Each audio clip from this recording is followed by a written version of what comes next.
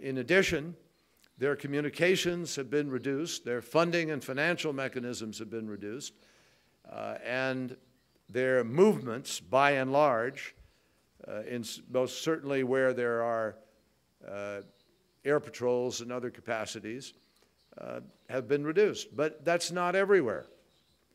And so it is possible to have the kind of attack we've seen in Ramadi, but I am absolutely confident in the days ahead that will be reversed.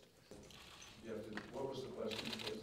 If we have what? But we know that the Houthis were engaged in moving some missile launcher capacity to the border, and under the rules of engagement, it was always understood that if there were proactive moves by one side or the other, then that would be in violation of the ceasefire agreement, which, by the way, ends, I think ends at the end of last night at any rate. But with that move, Saudi Arabia, under the rules of engagement, took action to take out those missile launchers.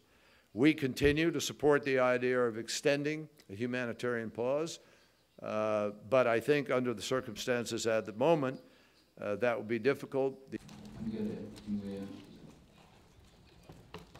The United States continues to offer Pyongyang an improved bilateral relationship if and only if and when it demonstrates a genuine willingness to fulfill its denuclearization obligations and commitments, and when it shows a willingness to address other important concerns shared by the international community.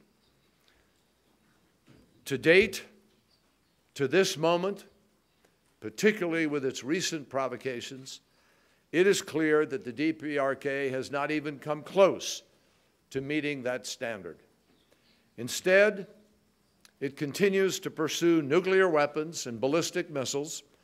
It continues to break promises and make threats, and it continues to show flagrant disregard for international law while denying its own people the protection of fundamental freedoms and human rights. And it is also why, for the first time, the UN Security Council last year took up the question of a referral of North Korea, and particularly Kim Jong-un's behavior, to the International Criminal Court. And if their horrific conduct continues, it is hard to see how that referral to the criminal court would not take place. Their behavior is against all notions of conscience, all standards of behavior, anywhere in the world. It is among the very worst.